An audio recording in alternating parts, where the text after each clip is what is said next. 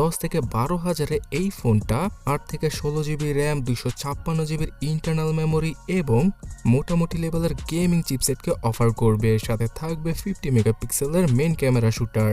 So hey guys, Shanto here. পোকোর এই C সিরিজের স্মার্টফোনগুলোর ডিজাইন এতদিন হয়তো অনেকেরই পছন্দ হতো না, বাট এবার পোকো তাদের এই বাজেট ক্যাটাগরির সিরিজের ডিজাইনকে পুরোপুরি চেঞ্জ করে ফেলেছে। অনেকটাই ফ্ল্যাগশিপ টাইপের ডিজাইনের আদলে তৈরি করা হয়েছে C65কে। আর এই ফোনটার পেছনে দুইটা বড় বড় ক্যামেরা হাউজিং থাকবে, যেখানে ডুয়াল অথবা ট্রিপল ক্যামেরা সেটআপকে পাওয়া যাবে। এছাড়া পুরো ফোনটাই বক্সি শেপের হবে, যেটা কিনা আইফোন থেকে ইন্সপায়ার হয়ে তারা দিয়েছে।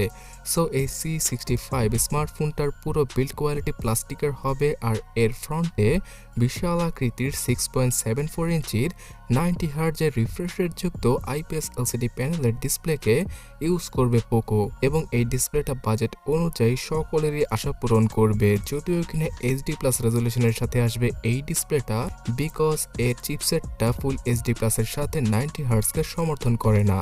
তো চিপসেট সম্পর্কে একটু পরে জানাচ্ছি, তার আগে এই ডিসপ্লের প্রোটেকশন সম্পর্কে জানানো যাক।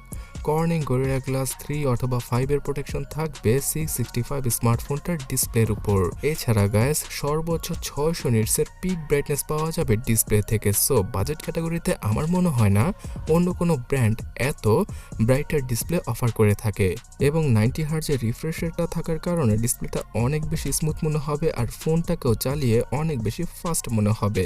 6GB এবং 8GB এই দুইটা র্যাম ভেরিয়েন্টের সাথে ইন্ডিয়ান মার্কেটে সর্বপ্রথম চলে আসবে Poco C65, এবং এখানে 128GB থেকে শুরু করে 256GBর ইন্টারনাল মেমোরিকে ইউজ করবে পোকো। যদিও কিনা এখানে eMMC 5.1 এর ইন্টারনাল মেমোরিকে ইউজ করা হবে, যার জন্য কিনা ফোনটা কিছুটা ধীরগতির হবে। তারপরও যেই বাজেটে ফোনটা আসছে সেই বাজেটে 128GB অথবা 256GBকে অ্যাপ্রিসিয়েট আমাদের অবশ্যই করতে হবে। পোকোর এই স্মার্টফোনটাতে 6 থেকে 8GB র্যামকে আরও ভার্চুয়ালি যুক্ত করে সর্বোচ্চ 16GB র্যামের এক্সপিরিয়েন্স পাওয়া যাবে এখান থেকে। তবে সেটা একদমই কাজে আসবে না, বিকজ ইন্টারনাল মেমোরির স্পিডটা কিছুটা লো।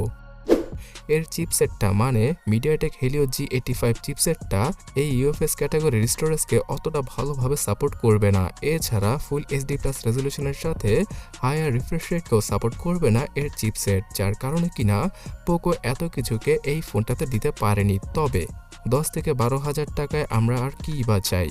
মিডিয়াটেক হেলিও G85 চিপসেটটা কিছুটা পুরনো চিপসেট, তারপরও বাজেট অনুযায়ী ফাটাফাটি ক্যাটাগরির চিপসেট হবে এই চিপসেটটি।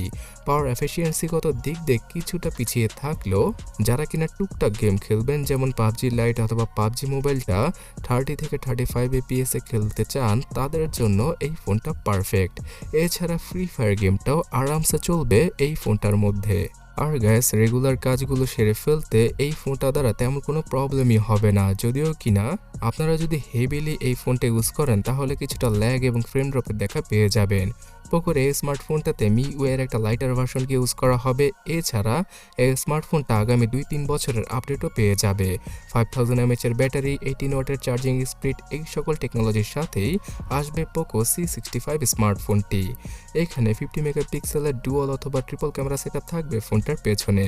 সামনে পাওয়া যাবে 8 মেগাপিক্সেলের সেলফি। তো ক্যামেরা কোয়ালিটি অন্য 10টা বাজেট ক্যাটাগরির স্মার্টফোনের মতোই অ্যাভারেজ হতে চলেছে।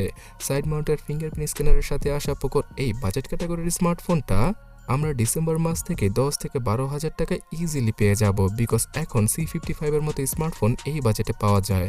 তো তার থেকে কিছুটা বেটার স্পেক্স নিয়ে চলে আসছে পোকোর C65 স্মার্টফোনটি। আর হ্যাঁ, মিডিয়াটেকের হেলিও G85 চিপসেটটা এর আগে কিন্তু 15 থেকে 18 হাজার টাকা দামের স্মার্টফোনে পাওয়া যেত। তো সেই চিপসেটটাকে এবার পোকো 10-12 হাজার টাকায় নিয়ে আসতে চলেছে। তো আমার মনে হয় না যে এর থেকে ভালো কিছু এই ফোনটার জন্য হতে পারে। ইন্ডিয়ান মার্কেটে 8-9 হাজার রুপিতেই এইরকম একটা স্মার্টফোন পাওয়া যায়। তবে আপনি যদি এখন 10 থেকে 12 হাজার টাকার সেরা ফোনগুলো কিনতে চান, তাহলে ডান পাশের ভিডিওটাতে ক্লিক করুন অথবা কমেন্ট সেকশনটা চেক করুন, লিঙ্ক পেয়ে যাবেন।